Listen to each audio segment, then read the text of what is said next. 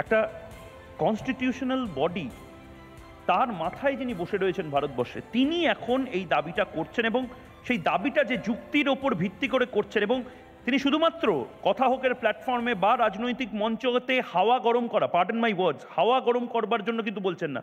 তিনি ভারতবর্ষের মহামহিম রাষ্ট্রপতি ম্যাডাম দ্রৌপদী মুর্মুর কাছে গিয়ে এই কথা বলে এসেছেন, এই দাবি জানিয়ে এসেছেন, এবং তার জন্য 1, 2, 3, 4 করে কনস্টিটিউশনে তার যে উপায়গুলো রয়েছে সেগুলো বলে দিয়েছেন। পশ্চিমবঙ্গে বড় ভয়ঙ্কর একটা স্টেটমেন্ট, পশ্চিমবঙ্গে schedule caste, schedule tribe, minority এবং দলিতদের ভয়ানক অবস্থা নাকি, এবং সেইটা ভায়োলেশন হচ্ছে বলে, সেফগার্ড দেওয়া যাচ্ছে না বলে নাকি রাষ্ট্রপতি শাসন জারি হতে পারে। যিনি এই দাবিটা করেছেন এবং সেই দাবিটা যদি সত্যি হয় ভয়ঙ্কর হতে পারে।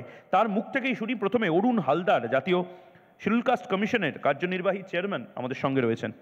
অরুণ বাবু প্লিজ।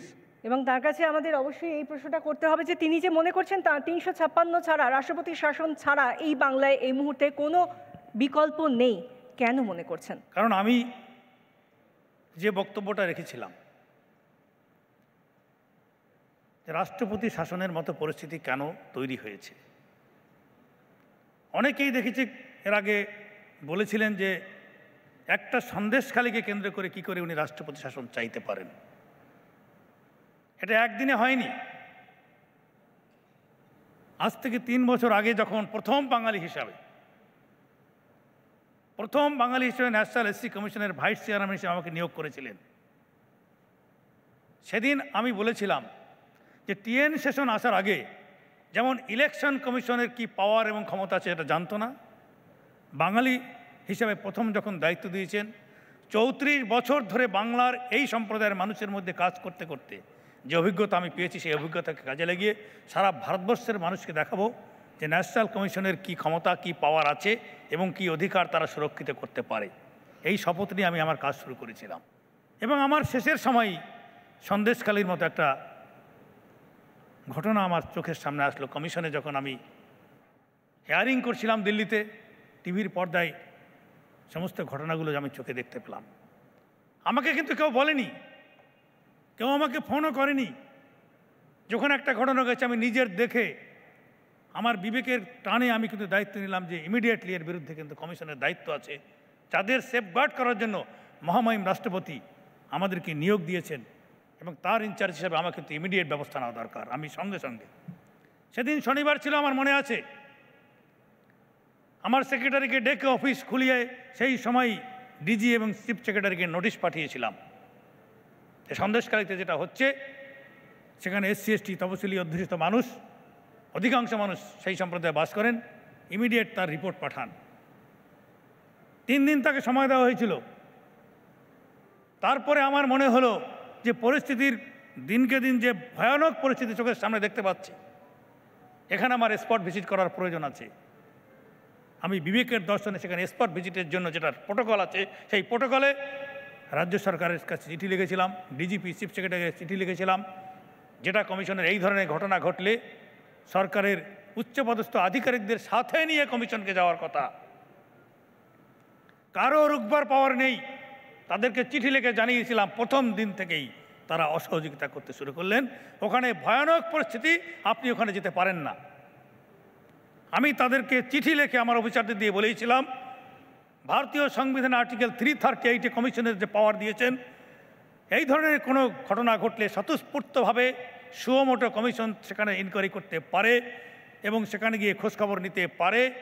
আমাকে যদি আটকাতে হয় তাহলে সুপ্রিম কোর্ট বা হাইকোর্টের নির্দেশ ছাড়া আমাকে কারো আটকানোর ক্ষমতা নাই। যদি কেউ আটকানোর চেষ্টা করেন, প্রয়োজনে যে বা যারা আটকানোর চেষ্টা করবে তাদের বিরুদ্ধে এফআইআর করে আমি দিল্লি ফিরে যাব। যখন আমার এই দায়িত্ব দিলাম, তখন কিন্তু ওরা আর আমাকে বারবার করে বিভিন্নভাবে অসহযোগিতার চেষ্টা করলো। যে বাই প্রোটোকল যেটা নিয়ম আছে, যদি কমিশন সেখানে যেতে চায়, সরকারি সমস্ত ব্যবস্থা স্টেট গেস্ট ডিক্লেয়ার করে তাদের সমস্ত গাড়ি, প্রোটোকল এবং তাদের সমস্ত রকম বোর্ডিংয়ের ব্যবস্থা করে তাদের পাঠানো হয়। কিন্তু আমার ধারণা ছিল অতীতের কিছু ঘটনায় যারা হয়তো আমাকে এখানে যেতে দেবে না, এবং সেইভাবেই আমি প্রস্তুত হই আমাদের কমিশনের নিজস্ব ইন্টারনাল সহযোগিতার মাধ্যম দিয়ে সমস্ত হোটেল বুক করে এবং গাড়ির ব্যবস্থা করে, 10খানা গাড়ির ব্যবস্থা করে পুরো পূর্ণাঙ্গ কমিশন কিন্তু এর সাথে রাষ্ট্রপতি শাসন জারির প্রস্তাবের কি প্রয়োজন? আপনি বলছেন সরাসরি যে মমতা বন্দ্যোপাধ্যায় সরকার তপশিলি বিরোধী, শিডিউল কাস্ট বিরোধী। প্রেক্ষাপটটা আমি আস্তে আস্তে আপনার সামনে তুলে ধরছি। কিভাবে অসুবিধা? রাষ্ট্রপতি শাসন আমি বলিনি, ওরাই বলে দিয়েছে। আমাকে বলতে হয়নি, ওরা বলে দিয়েছে। আমি উদাহরণ দিয়ে প্রমাণ দিয়ে বুঝিয়ে দেব। প্রথম যখন কমিশনের সাথে অসহযোগিতা করছে ওরা, তখন থেকেই মনে হচ্ছে যে কমিশনকে ওখানে ঢুকতে দেওয়া হবে না। যখন আমি ওদেরকে চ্যালেঞ্জ করলাম তখন কিন্তু ওরা আটকালো না, কিন্তু আমার কোনো রকম শিডিউল কাস্ট কমিশনকে, ক্ষমা করবেন, শিডিউল কাস্ট কমিশন, জাতীয় শিডিউল কাস্ট কমিশনকে ঢুকতে দিতেই হবে, এটা কে মাথার দিব্যি দিয়েছে? ওরা আটকাতে চাইছিল। ওইখানেই তো বলছি, যখন ঢুকতে দেবেনি কেন? 144 ধারা জারি আছে, শিডিউল কাস্ট কমিশন, এই যুক্তি তো আসছে তৃণমূল কংগ্রেসের তরফ থেকে। 144 ধারা জারি থাকুক আর যে ব্যবস্থাই আপনাদের কি জুডিশিয়াল বা কনস্টিটিউশনাল পাওয়ার আছে? শিডিউল কাস্ট কমিশন সেই রাইট আছে যে আমরা যদি মনে করি বা কমিশন যদি মনে করে যে ভারতবর্ষের কোনো জায়গাতেই তপশিলীদের অধিকার রক্ষা করা হচ্ছে না, তাদেরকে কোনো কিছু সাপ্রেস করার চেষ্টা করছে, সেখানে কমিশন যেতে পারে। এবং 144 থাকার সাথে অন্য রাজ্যেও আমরা গিয়েছি যেখানে এরকম ঘটনা ঘটেছিল। কিন্তু আপনি সেটা প্রুফ করবেন কি করে যে ওই জায়গায় গিয়ে ওখানে তপশিলি সম্প্রদায়ের মানুষের অধিকার সুরক্ষিত হচ্ছে না?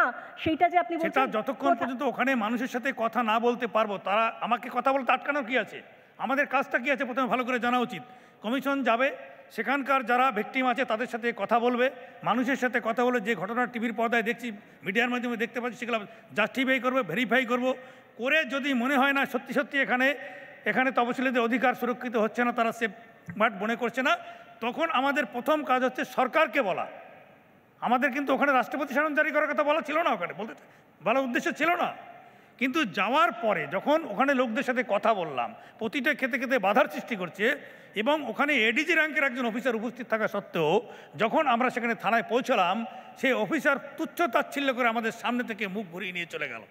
তাহলে আমি কাদের কাছে এখানে যে এদেরকে সেফগার্ড করতে কাদের কাছে বলবো? তখন আমাকে সরকারের কাছেই বলতে যখন আপনি এটা ভারতবর্ষের মহামহিম রাষ্ট্রপতিকে জানিয়েছিলেন? আমি সেদিনই যখন ওখান থেকে ফিরে যাওয়ার সিদ্ধান্ত নিলাম, তখন আমার টিমকে ওখানে বসেই আমরা আলোচনা করে নিলাম, কলকাতায় বসেই, যে ভাই এরপরে রাষ্ট্রপতি শাসন ছাড়া এখানে মানুষদের সেভ করার কোনো রাস্তা আমাদের কাছে নেই। হ্যাঁ, অরুণবাবু, আপনি বললেন যে ওখানে গিয়ে আপনি যেসব দেখেছেন তাতে আপনি খুঁজে পেয়েছেন যে শুধু তপশালী জাতি উপজাতিদের উপর অত্যাচার হয়েছে, তাই তো? হ্যাঁ, ওখানে মানে বাকিরা সব ঠিক ছিল, নাকি আপনাকে বলতেই হবে যে তপশালী জাতিরা অত্যাচারী? দেখুন, আমি তপশিলি জাতি কমিশনের চেয়ারম্যান হিসেবে ওখানে গিয়েছি, এবং আপনি তাদের সেফগার্ড হচ্ছে কিনা সেটা দেখার দায়িত্ব আমার প্রথম প্রশ্নটা শেষ করে নিই। তারপরে আপনি বললেন যে ওরাও চেয়েছে মানে মমতা ব্যানার্জিরাও চেয়েছেন যে এটা হোক। রাষ্ট্রপতি শাসন ওরা চেয়েছে কেন সেটা বলছি, মানে আমি এটাই বলতে চাইছি যে মমতা ব্যানার্জিরাও চাইছেন, আপনিও চাইছেন। কারা চেয়েছেন রাষ্ট্রপতি শাসন? কেন আমি সেটা ওটা আপনি ওইভাবে বলছেন না, আপনি ঘুরিয়ে অন্যদিকে নিয়ে যাচ্ছেন কথাটাকে। মানে মমতা ব্যানার্জিরাও চেয়েছেন রাষ্ট্রপতি শাসন, আপনিও চাইছেন। ওইটাই ক্লিয়ার করে দিচ্ছি কেন চাইছে। যদি আমাকে ওখানে সহযোগিতা করতো, আমাকে এখানে নির্দিষ্ট প্রটোকল দিয়ে ওখানে নিয়ে যেত, এবং ওরা যদি আমাকে সহযোগিতা করতো, এবং মানে আপনি বলছেন পরিস্থিতি এরকম তৈরি করছে রাজ্য সরকার, গভর্নমেন্ট অফিসাররা যদি আমাকে সহযোগিতা করতো, ওখানের অফিসার ওখান থেকে মুখ ঘুরিয়ে না চলে যেত, তাহলে এই পরিস্থিতিটা ওনার সরকারের লোকরাই তৈরি করেছে। ওখানে যদি আমার কথা শুনতেন, ওখানে অ্যাডমিনিস্ট্রেশন, আমার চাইতে হতো না তাহলে। মানে দেবাশিস দা, রাজ্যের ছেড়ে দিন, ভারতবর্ষের শিডিউল কাস্ট কমিশনার যাকে অ্যাপয়েন্ট করেছে প্রেসিডেন্ট অফ ইন্ডিয়া, যিনি একজন সেন্ট্রাল মিলিটারি প্যারামিলিটারি প্রোটেক্টি, তাকে যদি এরকম ভাবে করে, উনি নিজে বলছেন রাজ্য সরকার যেন চেষ্টা করছে, তৈরি করে দিচ্ছে রাষ্ট্রপতি স্যার, উনি কি করবেন? উনি তো জাস্ট প্লেস করেছেন। আমার কথা যদি ওখানে উনি শুনতেন, অসহযোগিতা না এক মিনিট, আমার কথাটা যদি এখানকার গভর্নমেন্ট শুনতেন, আমি সেটা বলেছিলাম প্রথমেই ঢোকার আগেই বলেছিলাম যে আমার কথাটা গভর্নমেন্ট শুনুক, যে প্রবলেমগুলো হয়েছে সেটা শুনে তার আইনি ব্যবস্থা নেই, তাহলে তো আমার রাষ্ট্রপতিকে যাওয়ার প্রয়োজনই ছিল। কনস্টিটিউশনাল, আমি সেটাই বলেছি, ভারতবর্ষ এটা দেখার মতো। মানে আপনার আলোচনা থেকে আমি এটাতে উপনীত হলাম যে আপনাকে সেভাবে মমতা ব্যানার্জিরা সহযোগিতা করেননি, কিন্তু মমতা ব্যানার্জির যে দাবি রাষ্ট্রপতি শাসন, সেটাকে আপনি সহযোগিতা করে রাষ্ট্রপতির কাছে পৌঁছে দিয়েছেন। ওনাদের কাছে বলেছি না, ওনারা যদি আমাকে সহযোগিতা করতেন তাহলে রাষ্ট্রপতি শাসনটা আমি ওই সময় বলতে পারতাম। হ্যাঁ, ঠিক। এই জায়গা থেকে আলোচনায় ঢুকছি ময়ূক, যে মুখ্যমন্ত্রী চাইছেন রাষ্ট্রপতি শাসন হোক, কিন্তু আমরা সাধারণ মানুষ বা যারা তথাকথিত বিরোধিতা করেন, তারা কিন্তু কেউ চাই না যে একটা গণতান্ত্রিক পদ্ধতিতে নির্বাচিত সরকারকে এইভাবে ফেলে দেওয়া হোক। কারণ আমরা ইতিহাস জানি, ইতিহাস বলে যতবার এই ধরনের জিনিস হয়েছে, রাষ্ট্রপতি শাসন হয়েছে, খুব একটা ভালো ফল কোনো সময় কোনো জায়গায় হয়নি। কিন্তু এবার প্রশ্নটা হচ্ছে যে দ্বন্দ্বটা কোথায়? দ্বন্দ্বটা আসলে কি দ্বন্দ্ব আছে, না দ্বন্দ্বের আবহ তৈরি হচ্ছে। আই মিন ইট, দ্বন্দ্বের আবহ তৈরি হচ্ছে। মানে আপনারা অনেকে অঙ্কের বিচারে যদি দেখেন, অনেক সময় আমরা প্যারাবোলার ইকুয়েশন বার করি, বা আমি ছেড়ে দিচ্ছি প্যারাবোলার ইকুয়েশন, ধরে নিন এক্স প্লাস ওয়াই দুটো ফ্যাক্টর ইকুয়ালস টু কনস্ট্যান্ট, মানে এক্স যদি আমি বিজেপি ধরি, ওয়াই যদি তৃণমূল ধরি, ইকুয়ালস টু কনস্ট্যান্ট থাকবে। মানে এক্স বাড়লো ওয়াই কমবে, এক্স কমলে ওয়াই বাড়বে, মানে এছাড়া এই কনস্ট্যান্টটা কিন্তু চেঞ্জ হবে না, মানে আবহটা কিন্তু এটা।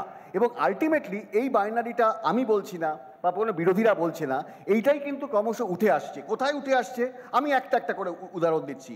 যে যেমন ধরুন আজকে আমরা প্রচণ্ড চেঁচামেচি করছি হাঁসখালি নিয়ে, অত্যন্ত অন্যায়, অমানবিক, বর্বরচিত, কিন্তু আপনারা একইভাবে দেখুন হাতরাস। আমরা প্রচণ্ড চেঁচামেচি করছি আজকে শাহজাহান নিয়ে, শাহজাহান অত্যাচার করেছে, অন্যায় করেছে, মা বোনদের উপর ইজ্জত নিয়ে নিয়েছে, সব কিছু হয়ে গেছে। আমরা ভুলে গেছি 15ই আগস্ট বিলকিস বানু ধর্ষণকাণ্ডের হত্যাকারীকে ছেড়ে দেওয়া হয়েছিল। মিল খুঁজে পাচ্ছেন? এটা আমি বানাচ্ছি না, এগুলো সব সমস্ত ঘটনা। এরকম একটার পর একটা আমরা দেখিয়ে দিতে পারবো। আজকে রাম মন্দির নিয়ে বিজেপি প্রচণ্ড সারা ভারতবর্ষ জুড়ে মানে হিন্দুত্ব প্রতিষ্ঠা করছে, এদিকে একইভাবে জগন্নাথ মন্দির প্রতিষ্ঠা হচ্ছে। মানে আসলে বুঝতে হবে যে শত্রুটাকে, মানে আজকে যদি চাইতাম আমরা, আমাদের জরুরি অবস্থার প্রয়োজন ছিল না। আলোচনার গতিবিধিটাকে ঘুরিয়ে দেওয়ার যে মানসিকতা আপনি করছেন এখানে, কোথা থেকে এখানে রাম মন্দির আসলো? কোথা থেকে আলোচনা হচ্ছে বাংলা রাষ্ট্রপতি নিয়ে, আপনি নিয়ে আসছেন হাতরস, আপনি নিয়ে আসছেন রাম মন্দির। আলোচনাটা যেখানে হচ্ছে সেই জায়গাটা থাকুন। একেবারে আপনি ঠিক বলেছেন, ইউ আর রাইটলি আইডেন্টিফাইড, আপনি রাইটলি আইডেন্টিফাইড। আমি বলতে চাইছি যে সমস্ত কিছু করলে তো মিলটা খুঁজতে হবে। বাংলার মানুষ এখন যেটা জানতে চায় সেটাকে বলুন। আমি বলছি এটা গিফেন গুডস। এটা গিফেন গুডস কেন?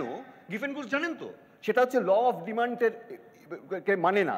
মানে আজকে যদি আমার মানে তৃণমূলের যদি এখানে কোনো সমস্যা হয়, বিজেপির সমস্যা হবে, বিজেপির যদি কোনো সমস্যা হয়, তৃণমূলের সমস্যা হবে। এটাই হচ্ছে গিভেন গুডসের ল।